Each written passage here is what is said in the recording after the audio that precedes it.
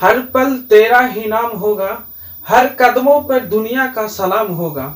मुश्किल का सामना हिम्मत से करना है मेरे दोस्त, देखना एक दिन वक्त भी तेरा गुलाम होगा। जय हिंद मेरे प्यारे दोस्तों, मैं आप लोग स्वागत करता हूं आपका अपना यूट्यूब परिवार जय हिंद मैथ मस्ती पर।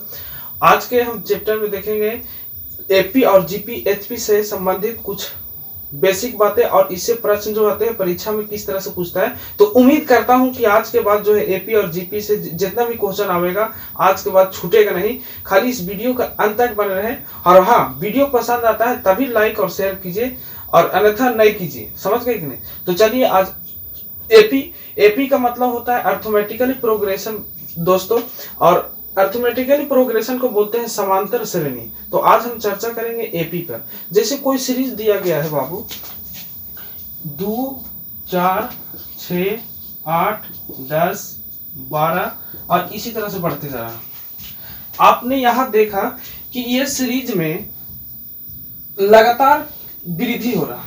क्या हो रहा है? लगातार वृद्धि। तो सबसे पहले ये जो टर्म है इसको हम लोग बोलते हैं प्रथम पद।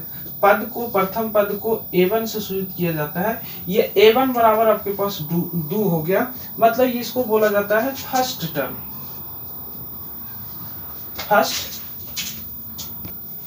इसको बोला जाता है फर्स्ट टर्म। ठीक है, फर्स्ट टर्म का मतलब होता है प्रथम पद। इसमें होता है सार्वंतर यानी डी बराबर होता है a2 माइनस a1, अर्थात ये a1 हो गया प्रथम पद, ये दूसरा पद, तीसरा पद, चौथा पद, ये a2 होगा। तो a2 आपके पास 4 है, इसमें 2 आप घटाइएगा तो आपके पास सार्वंतर d आ जाएगा। सार्व अंतर इसको हिंदी में बोलते हैं सार्व अंतर, इंग्लिश में बोला जाता है कॉमन डिफरेंस। कॉमन डिफरेंस, बात समझ में आ रही है दोस्तों? कॉमन डिफरेंस को सूचित करते हैं डी से और डी बराबर होता है a2 माइनस a1। बात समझ में आ रही है दोस्तों? तो यहाँ पर देखिए सार्वंतर आ गया, आपके पास प्रथम पद आ गया। तो आपसे सवाल ये पूछता है कि 2 4 6 एपी का प्रथम 2 4 6 8 10 इस तरह से लगातार 10वां पद जो होगा वह कौन सी संख्या होगा। तो मतलब यहाँ पर 10वां पद में कौन सी संख्या होगा। जैसे में यहाँ देखा जाए पहला पद में 2 हो गया, तीसरा पद में 4 हो गया, तीसरा पद में 6 हो गया, दूसरा पद में 4 हो गया, चौथा पद में 8 और पांचवा पद में 10 हो गया। इसी तरह से 10वां पद में कौन सी संख्या वहां पर आएगा। तो अगर जो 10वां पद कहता है तो उसको हम सूचित करते हैं टीएन। टीएन का मतलब होता है टीएनवां पद। इसी तरह से टी 10वां पद हो जाएगा और यहां से होता है a प्लस एन माइनस 1 और इंटू डी। अब यहां से हमको टी 10वां पद निकालना है, मतलब ये 10वां पद कौन सी संख्या होगा। तो यहाँ पर देखा जाए ये पहला पद हो गया, उसी तरह से ये जो देख रहे हैं ये दूसरा पद, तीसरा पद, चौथा पद, पांचवा, छठा। तो इसी तरह से ये 10वां पद, इसीलिए एन सूचित किया जाता है कि एन में 10वां पद पर कौन सी संख्या होगा। तो यहाँ पर T10 बराबर एक जहां पर आपके पास सीरीज जो तैयार किया गया था 2 था, प्लस एन का वैल्यू आपके पास 10 हो गया और -1 इंटू डी के वैल्यू जो आपके पास आ गया। Common difference a2 minus a1 करिए तो कॉमन डिफरेंस 2 आया।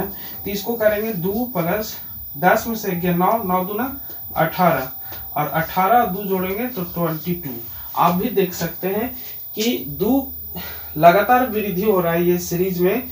तो इसी तरह का कोई सीरीज एपी का कोई सीरीज है और प्रथम 20 पदों का योग क्या होगा। यहाँ पर जरा देखिएगा ये n बराबर जो था 10 था, या 20 पदों का योग या 10 पदों का योग।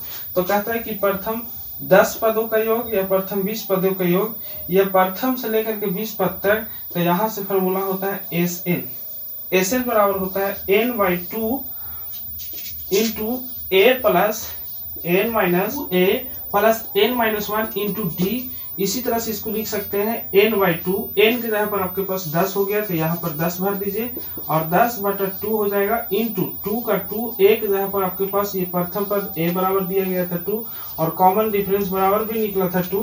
तो यहाँ 2 हो जाएगा प्लस n के जगह पर फिर 10 हो जाएंगे और -1 इंटू डी के जगह पर 2 हो जाएंगे। अब इसको कीजिएगा, भागा दीजिएगा, 2 बचे 10 इंटू 2 दूना ही हो गया 4 प्लस 10 में से 1 गया 9 और 9 गुने 2 करेंगे तो इसको आप कर पा रहे होंगे मेरे प्यारे दोस्तों। तो देखिए 9 दूना 18 और 18 चल के हो गया 22 और 22 गुने 5 कीजिएगा तो 22 बचे 110 हो गया। मतलब कोई सीरीज जो दिया गया है एपी में कि एपी का कोई प्रथम जो कॉमन डिफरेंस और सार मतलब सार अंतर और प्रथम पद दिया गया है, तो इसी तरह से एपी का 10वां सीरीज निकालना है, 10वां सीरीजों का योग निकालना है। तो यहाँ से हम लगा सकते हैं फार्मूला SN बराबर n/2 into 2a plus n-1 और इंटू डी देख सकते हैं। और भी इसको इसी तरह से इसी रूप को हम निकाल करके हटा करके और भी लिख सकते हैं। जैसे में देखिएगा कि SN बराबर n/2 दिया गया है, ये 2a को अगर जो हम a प्लस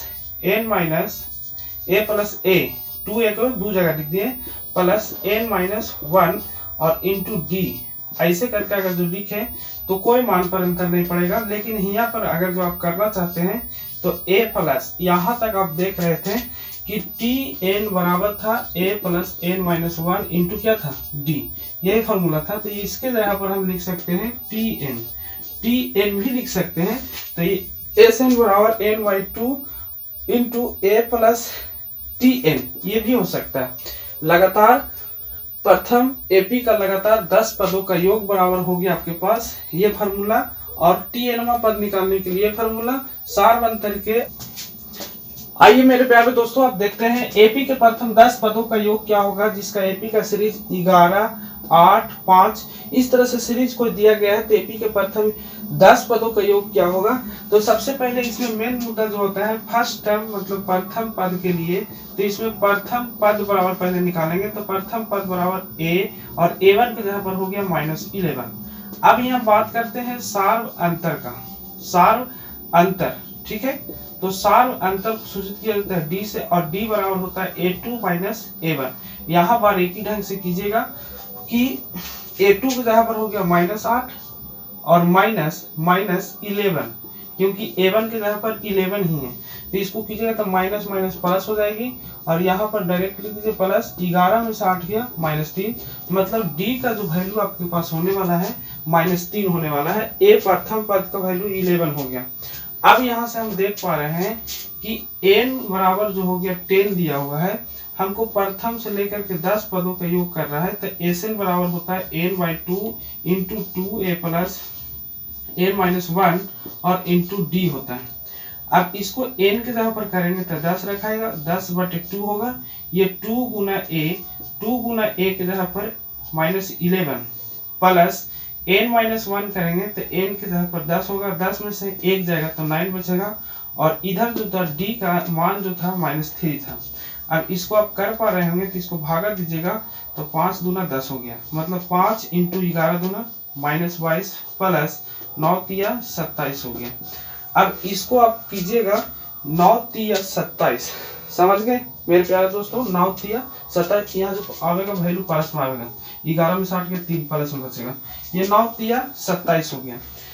तो 27 में से 22 गया तो आपके पास बच रहा होगा 27 में से 22 गया तो 5 और इधर से भी 5, तो 5 बचे 25 हो गया। मतलब एपी का कोई प्रथम 10 पदों का योग निकालना है, -11 -8 -5 इस तरह से सीरीज दिया होगा, तो प्रथम 10 पदों का योग जो निकालेंगे 25 होगा।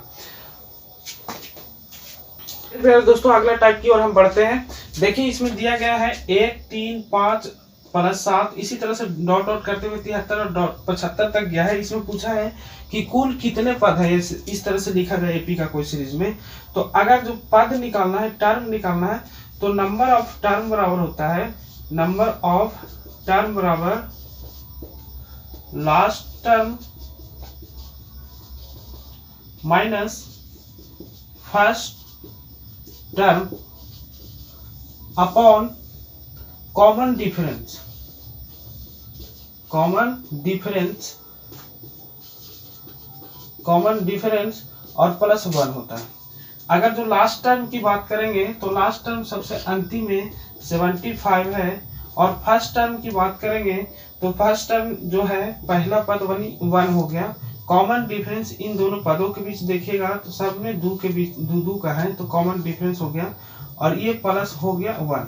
अब इसको आप कर रहे होंगे तो 75 में से 1 जाएगा तो 74, और 74 अपॉन मतलब भाग दीजिएगा 2 से, तो आपके पास हो गया 77, 37 दूना 74 और प्लस 1, मतलब 37 और 1 टोटल जोड़िएगा तो 38 हो गया। मतलब टोटल इस तरह से अगर जो सीरीज करके 75 तक दिया जाए तो 75वां जो टर्म होगा यहाँ से शुरू से गिनिएगा तो वह 38 होगा। कोई डाउट? ये अगला टाइप था, इसका स्क्रीनशॉट कीजिए, आगे बताते हैं।